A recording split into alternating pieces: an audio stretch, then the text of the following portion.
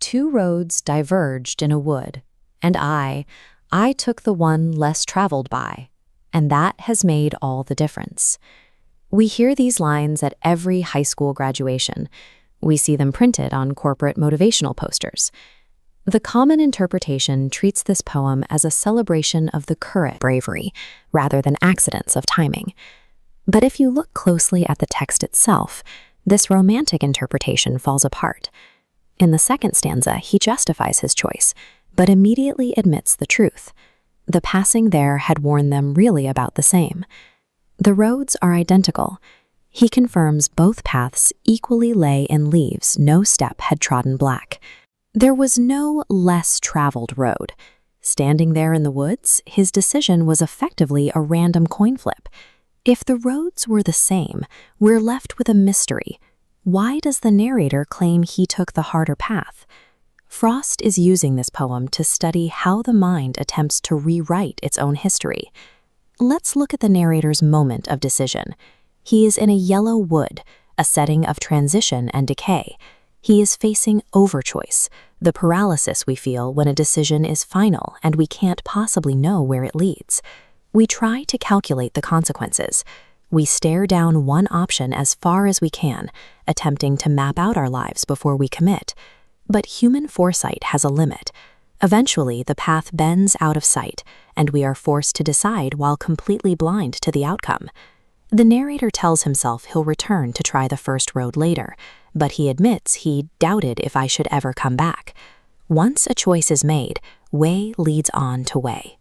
Choosing one path effectively kills off the version of ourselves that might have walked the other. We are trapped in the forward momentum of time. This creates a problem for the ego. We struggle to accept that our life's direction is the result of a meaningless toss-up between two identical paths. This friction is called cognitive dissonance. It is the stress of holding two conflicting beliefs, that your choice was random and that your life has deep meaning. To resolve this internal tension, the brain invents a story. It creates a fiction to protect us from the idea that our existence is governed by chance. Look at the fourth stanza. The narrator imagines himself as an old man, somewhere ages and ages hence. He admits he plans to lie, claiming he took the one less traveled by, even though the roads were identical. This is the older, protective ego that will eventually tell this fabricated story. Narrative identity theory suggests we retroactively invent a history of destiny and intent to validate our past. Frost is showing the mind acting as an invisible architect. It rewrites history to protect our mental sanctum from the chaos of the real world. There is one specific detail in his future prediction. The narrator says he will be telling this story with a sigh. That breath links the poem to the ideas of Jean-Paul Sartre and Soren Kierkegaard. It is a sign of existential angst. Kierkegaard called this the dizziness of freedom. It is the realization that there is no objectively correct path to follow. Since there is no right answer, we have to carry the full responsibility of our arbitrary choices. The sigh at the end carries the weight of a heavy, lifelong exhaustion, the price of sustaining a fabricated narrative for decades. The narrator is trapped in an illusion, bound to rewrite history to protect his own ego.